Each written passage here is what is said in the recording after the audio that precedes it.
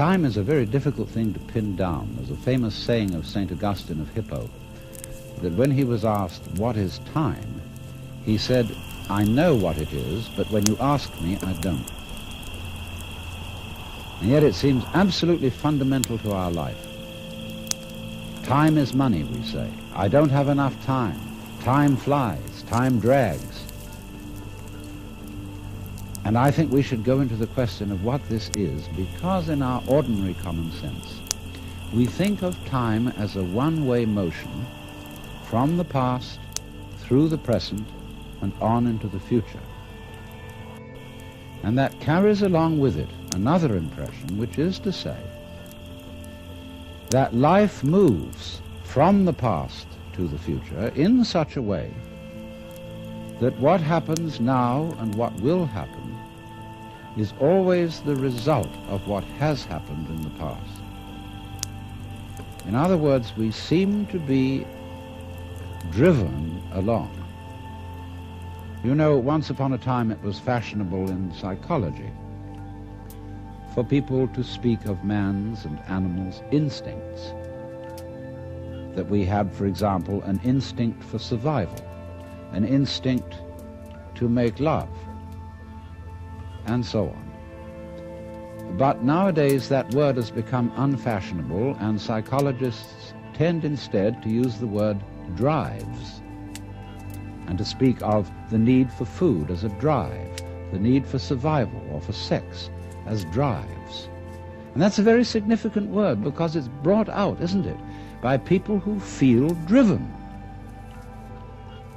I must say personally, if I feel hungry, I don't feel driven. Also, if I feel lusty, I don't feel driven.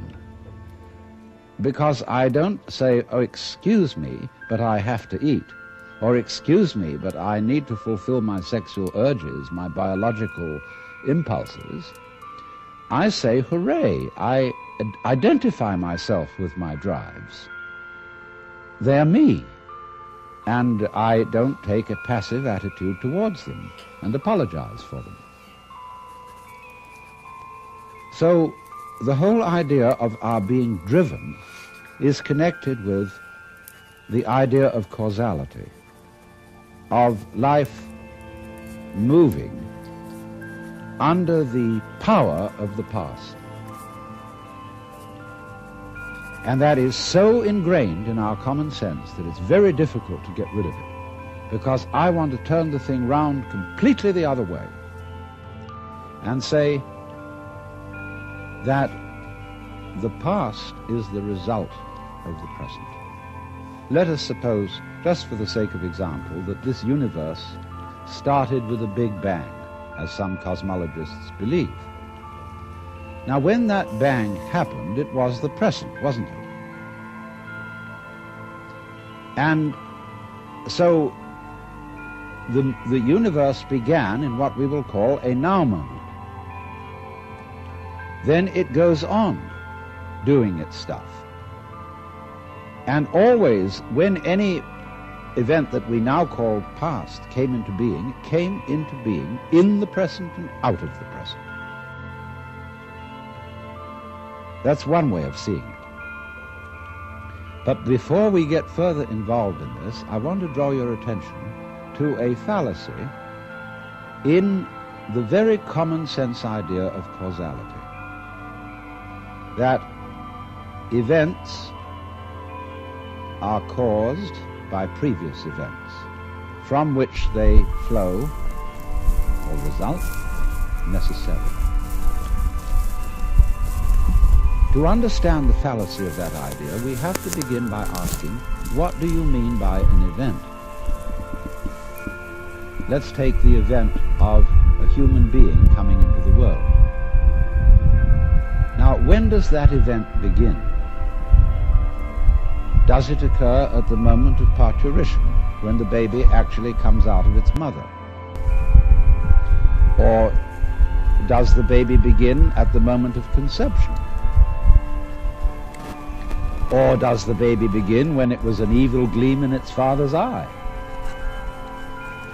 Or does a baby begin when the spermatozoa are generated in the father, or the ovum in the mother. Or could you say a baby begins when its father is born, or when its mother is born? All these things can be thought of as beginnings. But we decide, for purposes of legal registration, that a life begins at the moment of parturition, and that is a purely arbitrary decision. And it has validity only because we all agree about it.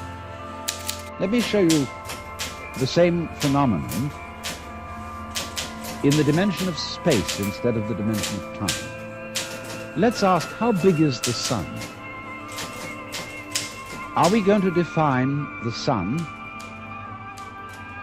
as limited by the extent of its fire?